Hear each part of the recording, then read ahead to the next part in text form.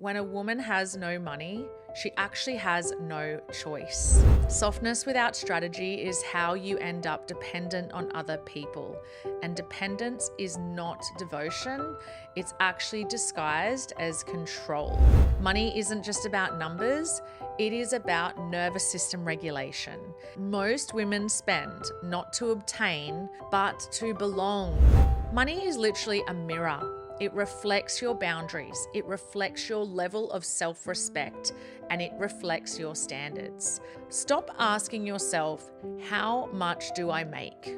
Stop asking, how much do I keep? Stop asking, how do I look successful? And start asking yourself this one simple question. Welcome to Rich and Regulated, where women learn to build wealth in alignment and flow. I'm Jessica Soul. For over a decade, I've helped women create the lives of their dreams, and here I'll share how I build wealth, fast-track results, and reveal money truths that will blow your mind. Let's get wealthy.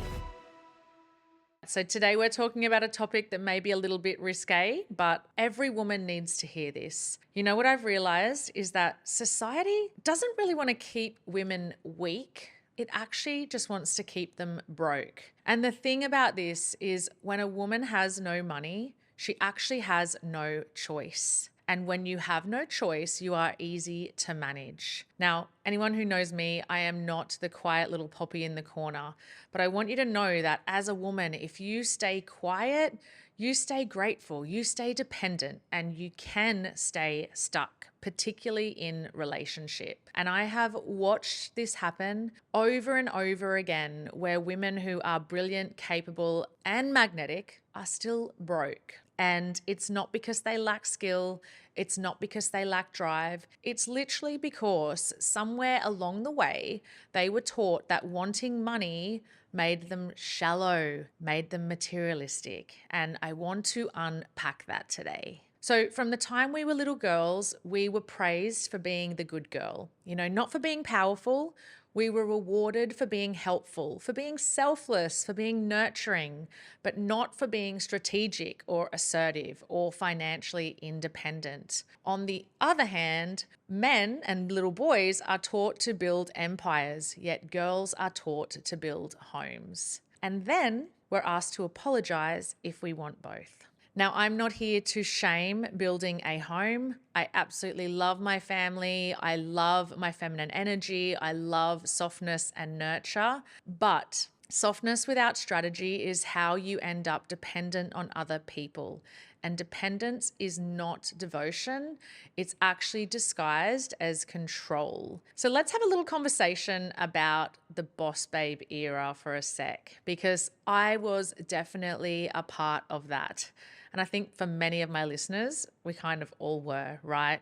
The hustle, the grind, the girl boss, like mug sitting on your desk, the LinkedIn quotes about rising and grinding. And for a long time, it felt empowering until I realized that all I'd done is rebuild the same system in heels. I was overworked, overextended, trying to prove myself to men who never really needed to be proven to. And then what happened in recent times, especially if you're scrolling the gram, is a lot of women have swung the other way. And there's this whole thing called trad wife. And I don't know if you guys know about it, but what the fuck does that even mean? Right?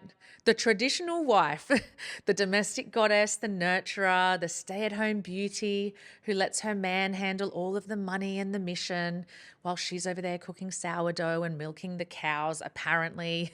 And look, if that's your choice and it's a conscious one, that is totally fine. But what I want you to know is that for most women, it's not a choice. It's conditioning that's wrapped up in vintage wallpaper. And it's easier to call it feminine than to admit that you're afraid of being responsible for your own money. So here's where biology meets psychology. Our brains are wired for belonging to something. And when we're unsure, we mimic the group that we seem to see online and we copy what we see. On social media, we are flooded with one of the two archetypes at the moment. It's either the overworked boss babe or the ornamental trad wife, and in my opinion, neither of them represent freedom. The boss babe is tired, the trad wife is trapped. And while both think they've chosen opposite lives, they're both still performing for approval, for security, and for love. But I'm going to talk to you today about what I believe is real power. And for me, this lives somewhere in the middle. So it's the woman who owns her time, owns her choices, and ultimately owns her money. And for some people, that can be quite controversial. But here's the thing. Money isn't just about numbers. It is about nervous system regulation. And you cannot be calm when your survival is on the line. You can't meditate your way out of debt. You can't feminine flow your way through an empty bank account. While people say money is not everything, for me, it's oxygen. And if you cannot breathe, nothing else matters. Just quickly, guys, if you're a woman who's earning well but still feels like your money isn't working for you, I can help. My Build Your Wealth portal is the perfect place to begin, and for less than $100 a month, I'll teach you the exact groundwork that has allowed me to create freedom for my family. Just hit the link in the show notes to connect into my community today. Now back to the episode. So I was on the Gold Coast recently and I saw a bunch of women, probably in their mid-20s, looking immaculate. Like, I'm talking designer everything, lips plumped, bodies sculpted, hair like silk, extensions everywhere. And literally they were at the bar and their cards were declining for $22 margaritas. And again, like, I'm sorry, no shame, but just awareness. So when you spend money to signal success instead of building it, you are literally trapped in a loop of financial cosplay. And spending isn't logical, it's psychological. So here's the thing I want you to know is that most women spend not to obtain, but to belong. You know, how am I doing relative to her over there? Does my outfit say success? Do I look like I'm winning? And honey, it's not about the YSL bag. It's about what the YSL bag represents.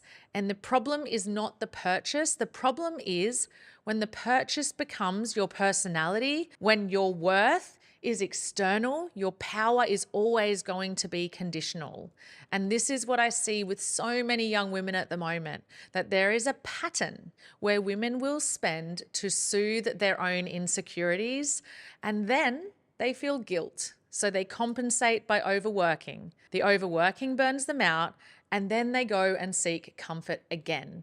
And this is what I call the self-sabotage loop. The cycle repeats: consumption, exhaustion, avoidance. And girls, this is not abundance. This is anxiety in disguise. So for me, I don't want women to feel weak. I want them to feel resourced, because you cannot live in alignment if you're financially imprisoned.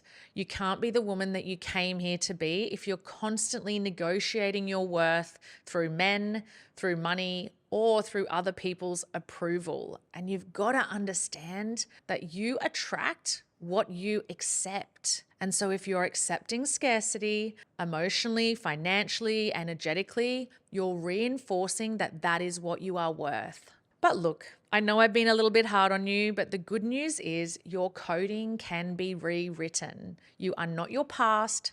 You are not your overdraft. You are not your credit card debt. And you are not your parents' financial patterns.